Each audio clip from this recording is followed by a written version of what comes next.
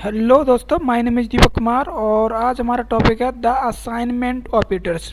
तो assignment operators क्या होते हैं? पिछली वीडियो मैंने बताया था अर्थमेटिक ऑपरेटर्स क्या होते हैं। ठीक, आज हम पढ़ेंगे असाइनमेंट ऑपरेटर्स क्या होते हैं। ठीक, तो असाइनमेंट ऑपरेटर अब तक हम यूज़ भी कर चुके हैं। असाइनमेंट का एक ही सिंबल होता है, ये इक्वल टू, जो वैल्यू असाइन करते हैं, ये क्या है? Assignment operators.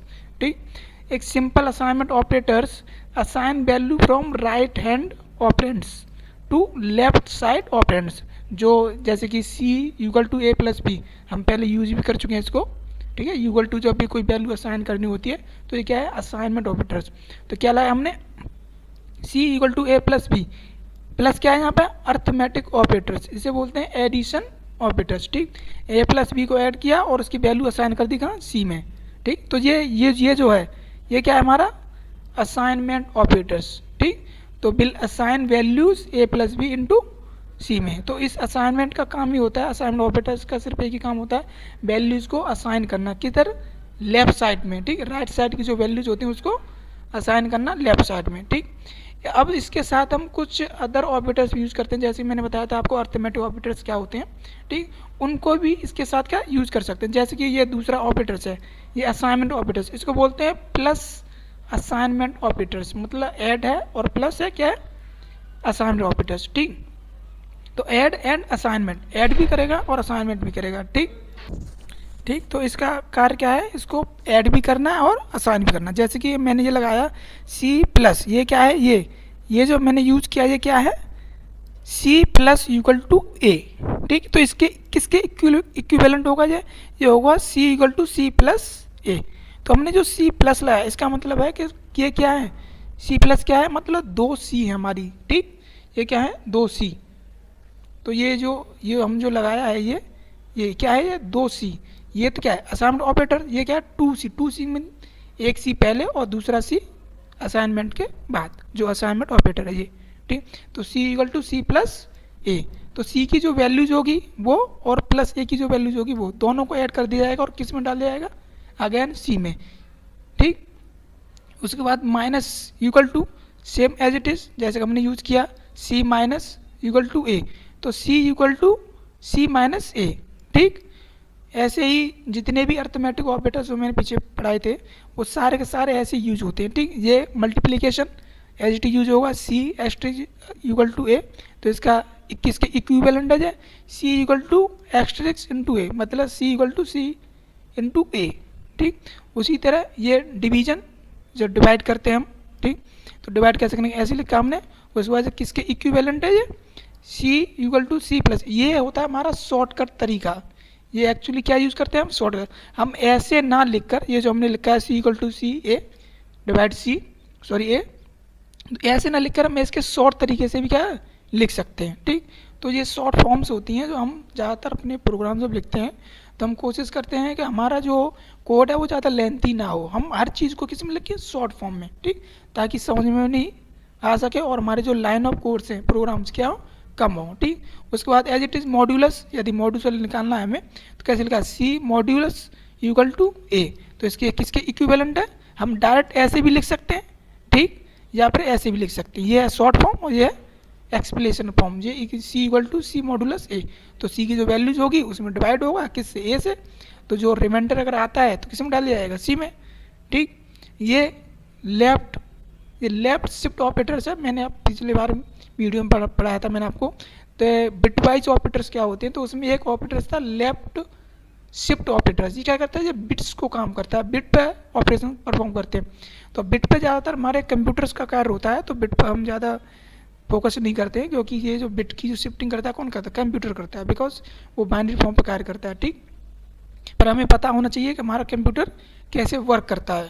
ठीक, तो as it is same to same C, ये लेफ्ट शिफ्ट ऑपरेटर, उसके बाद टू, तो क्या करेगा?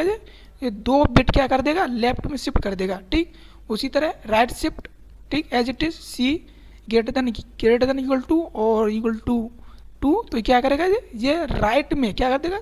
दो बिट शिफ्ट कर देगा। मैंने पिछली वीडियो में जब बिट वाइज ऑपरेटर पढ़ाया था तो मैंने as it is same to same बताया था आपको कि कैसे कैसे बिट्स चेंज हो रही हैं। ठीक, तो इसका एक एग्जांपल देख लेते हैं हम, जितने भी ऑपरेटर्स हैं इनका एक एग्जांपल देख लेते हैं। ठीक, चलिए तो हम सबसे पहले एक वेरिएबल बनाते हैं। हमने बनाया ए वेरिएबल, ठीक, और इसमें वैल्यू असाइन कर दी क्या 10 वैल्यू असाइन कर दी हमने। और 10 असाइन करने के बाद हमने एक और वेरिएबल बनाया, ठीक, हमने दूसरा वैल्यू बनाया बी, और इसमें वैल्यू डाल दी क्या हमने 20, ठीक, 10 प्लस और 20। और ये उसके बाद हमने क्या लगाया, एक और वेरिएबल बनाएंगे, ताकि एक और की ज़रूरत नहीं है, हम क्या करेंगे, हम उसका यूज़ करना है तो एक की ज़रूरत नहीं है। हम क्या करेंगे, यहाँ हमने लगाया A plus equal to B, ये बी कैपिटल है बी, ठीक, ये हमने क्या किया ऐड किया। तो किसके इक्विवेलेंट है, ये मैंने कमेंट ऑपरेटर्स बताए थे आपको, सॉरी कमेंट्स बताई थी मैंने आपको। हम अपनी कमेंट्स यूज़ कर सकते हैं जब भी हमें कोई ऐसा टेक्स्ट लिखना है जो कि एज ए क्या हो, इन्फॉर्मेशन हो किसी भी लाइन के बारे में, ठीक। तो ये किसके इक्विवेलेंट होगा, ये इक्विवेलेंट होगा A equal to A plus B, ठीक, इसके इक्विवेलेंट होगा। तो A equal to A plus B, ठीक।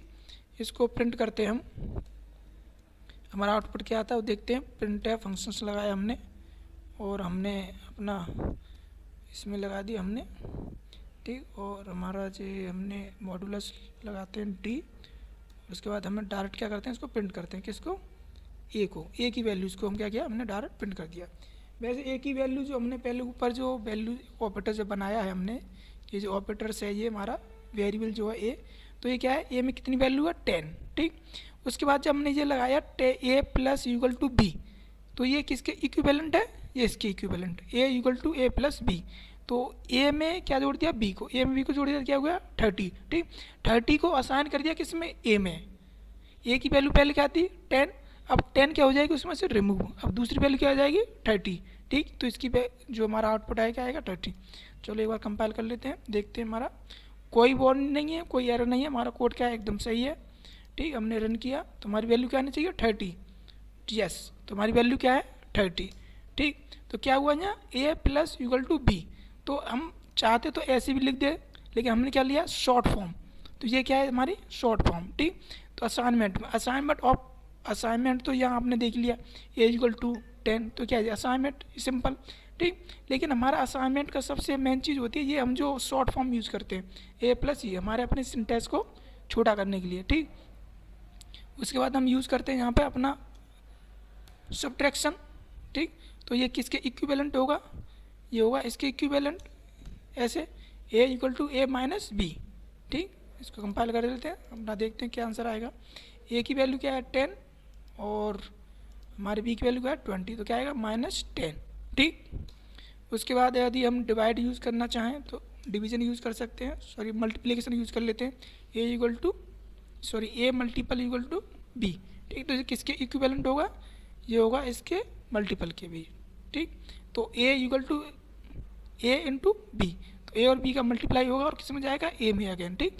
ए की जो ओल्ड वैल्यू है क्या हो जाएगी डिलीट, और न्यू वैल्यू आसान हो जाएगी, ठीक। कंपाइल करते हैं, कोई एरर नहीं, कोई वार्निंग नहीं, रन किया हमने और हमारा आंसर आया कितना 200, ठीक। तो क्यों 10 + 2 क्या हो गया 200, ठीक। उसके बाद जितने भी अर्थमेटिक ऑपरेटर्स पढ़ाए थे मैंने सारे बारी बारी यूज़ कर सकते हैं हम, ठीक। तो ये स्पेशली यूज़ करते हैं हम किस लिए, अपने लॉन्ग कोड को शॉर्ट फॉर्म में लिखने के लिए, ठीक। ये इसी के इक्विवेलेंट है, ठीक। तो आज के लिए इतना ही, मिलते हैं।